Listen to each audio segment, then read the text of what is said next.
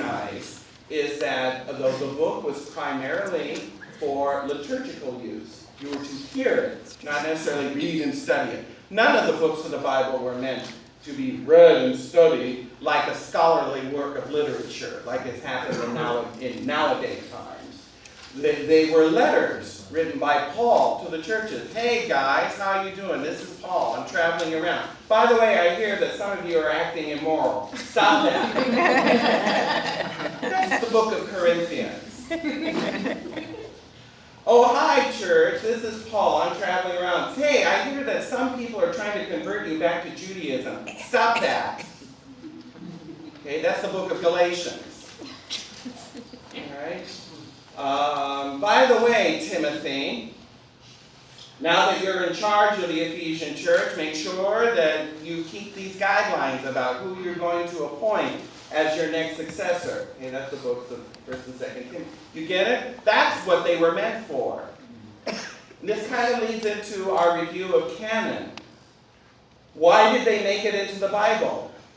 Well, it's because it was recognized that there was a lot more here than just a letter from Paul to Timothy.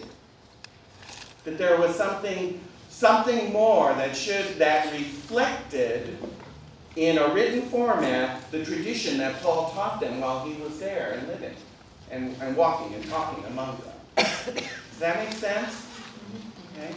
For example, Paul actually wrote 3 letters to the Corinthians. What happened to the third? Actually, the third letter was the first letter.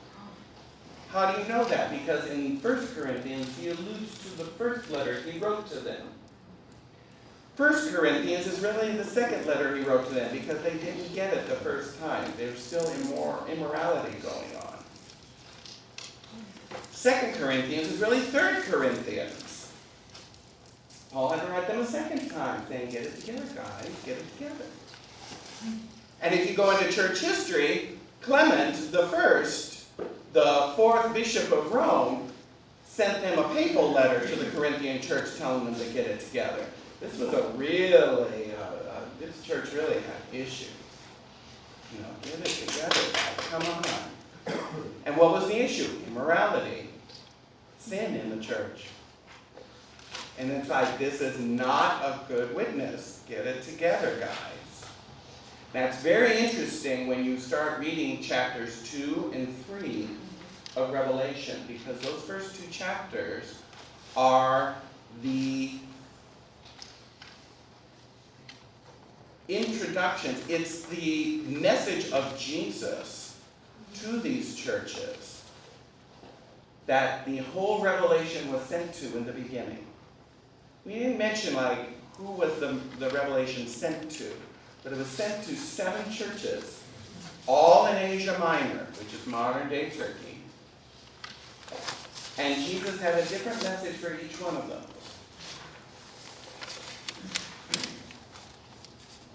Every single one of them, he tells them to repent, except 2. Only 2 churches he did not tell to repent. That's something. When Jesus tells you to repent, you better get it together. All right? Yes. And when should you do it? Revelation chapter 1, verse 3 tells you that. The time is now. Now.